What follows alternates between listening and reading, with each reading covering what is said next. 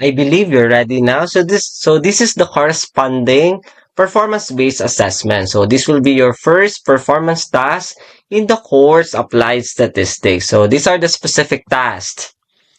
Number one, gather and organize quantitative data on students' final average grade in statistics and probability. So you have your completed senior high school course specifically in statistics and probability, so you can consider that one.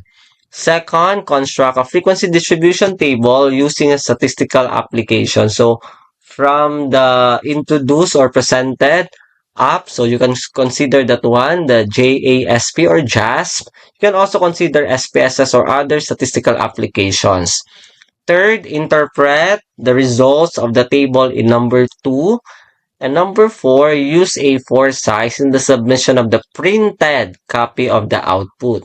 So from this task, so this is the required output. So you have to submit this one as in one submission. So this is actually a collaborative task.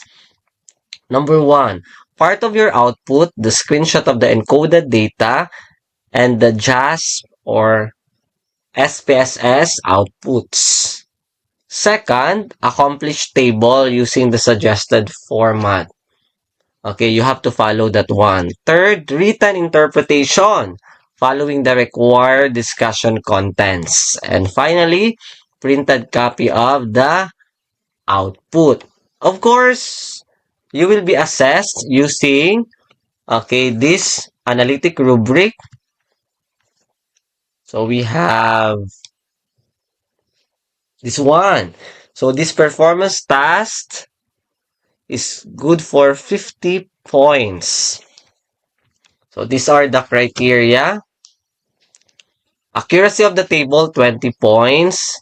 And then we have excellent, very satisfactory, developing, and beginning. So 20 divided by 5 is 4. So, okay.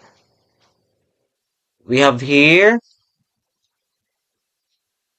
5, 4, 3, 2, 1. Times 4, we have 20. Okay. Next is interpretation of the results. So we have 15. So 5, 4, 3, 2, 1 times 3. Okay. And then we also have evidence on the use of application. 10 points. 5, 4, 3, 2, 1 times 2. Okay. That's 10. And of course, timeliness.